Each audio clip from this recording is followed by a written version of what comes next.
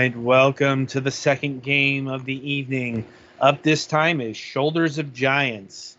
Simultaneously control a sword-wielding robot and a gun-singing space frog in Shoulders of Giants, an explosively colorful sci-fi roguelike.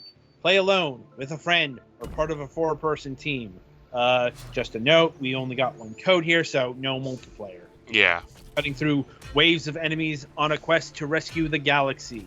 The forces of entropy, capital E, are spreading chaos through the stars, corrupting living planets and urging on the heat death of the universe. Led by the psychic Owl, one scrappy team of space survivors are fighting to restore the balance. A mysterious mech, a sharpshooting amphibian. Together, they must cut through waves of enemies and restore light and life to the galaxy. Right, so this code was given to Petty for review, so over to him with the details. So yeah, this game honestly reminds me a lot of Risk of Rain 2, if anybody's ever played that. Played the first one. Yeah, first one's a lot different than the second one. Right. And yeah, like, I guess this is fine. Oh hey, this game has 3 whole dimensions. Yeah. That's a lot more than 2. It's one whole more dimension, which changes a lot. Indeed. Yeah. The combat's really stiff, but that's by design. I mean, you're playing a robot, so... Yeah. Well, even just like, I guess air quotes switching to your little frog friend is still not the smoothest thing I've ever done in a video game.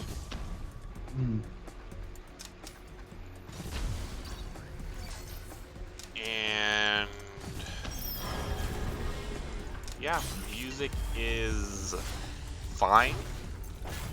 I found myself just turning it off and playing my own stuff. That's more. This is a game that it almost feels like it wants to be a live service type thing, or at least you're playing with your friends.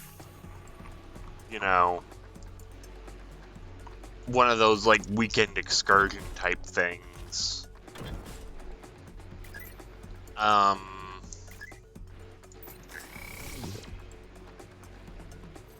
You can unlock emotes if you want. I think you can only equip one at a time, which kind of sucks, but I mean, to each their own. Do they do anything, or is the game multiplayer enough that other people can see them? Other people can see them.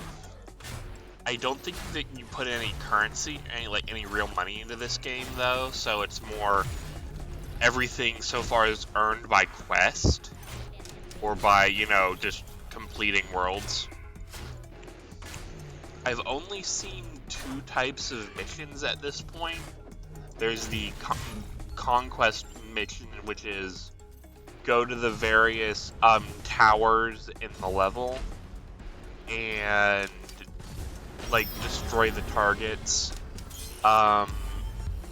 Enemies spawn infinitely, but when you destroy a tower, it kind of creates a light area that will damage the enemies. Quite significant. It's a significant dot, and you can have some upgrades that you will start generating health when you're standing in these lit areas. They also will have little I guess butterflies that give you a pretty substantial health boost. You can also get different cores, because this game is very roguelite.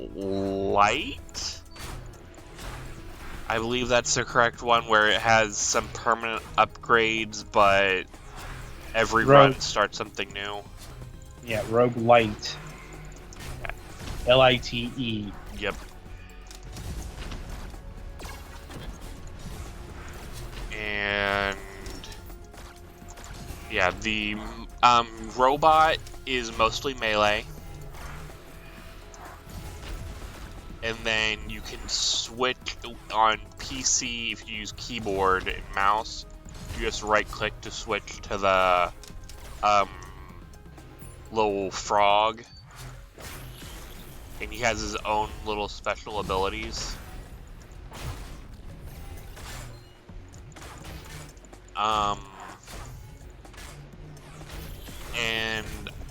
Oh yeah, the other game mode is, I think it's called like Storm, which is, I only saw it once for a brief time and got my ass handed to me, but I think it's basically a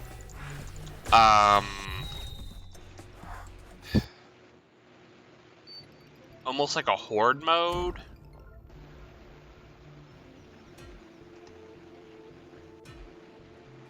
And let me see if I can find a storm planet. But yeah, I'm not sure on the win condition on that, if it's just survive a certain amount of time or what. Every time you complete a world, it will give you more heat.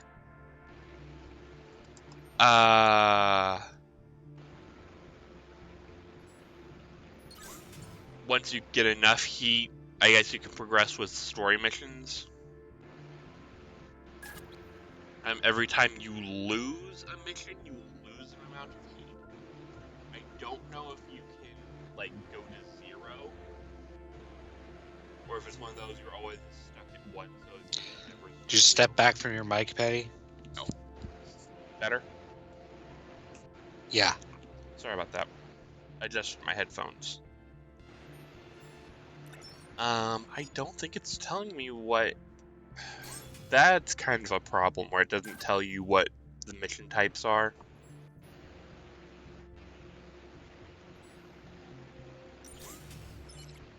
I guess I'll just go with that one. And yeah, it's just kind of, you're going through levels, and then after each level has a certain, I guess, type of random boss at the end. Oh.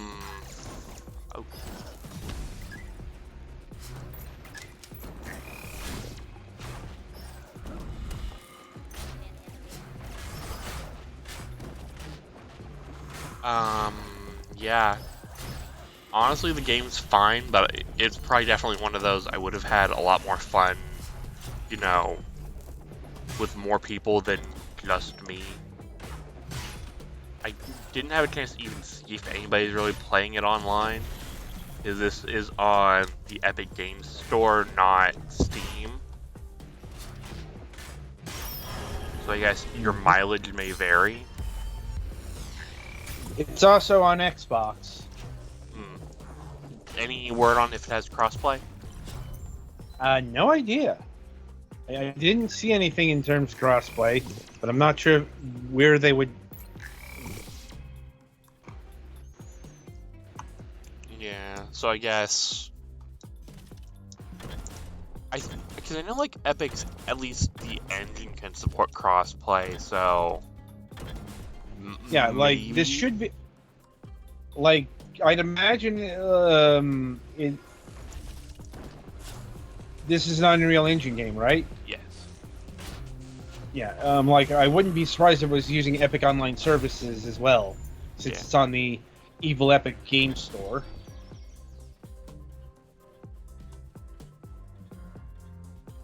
Oh. But yeah, the game is overall fine. I wouldn't say it's like remarkable, life-changing or anything like that.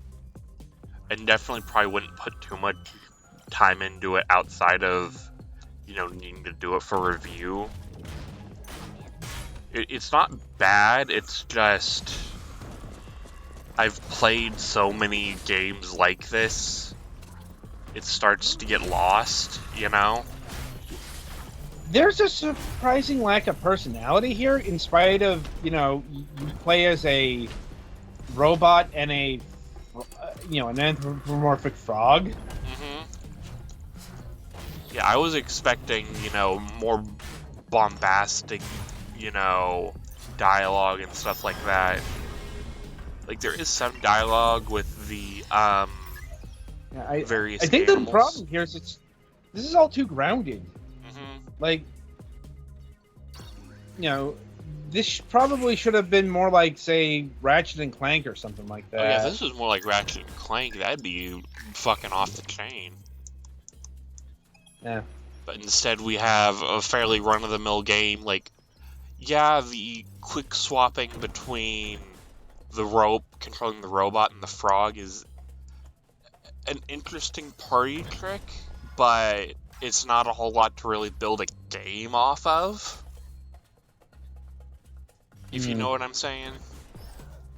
I do. So yeah, all in all, interesting concept held back by bland gameplay.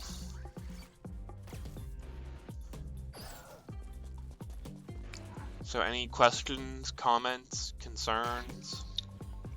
No. I think I'm good. Yeah, I'm good too. So, Alrighty. in terms of pricing, this game clocks in at $20. Does it have a, 2 or 3 pack option, or is it just $20 per person? I don't think Epic Games has ever had that. Fair enough. But So, no. if it were to come on sale, sure, rock on. Especially if you have some people you can play it with. If you don't, just honestly probably ignore this one.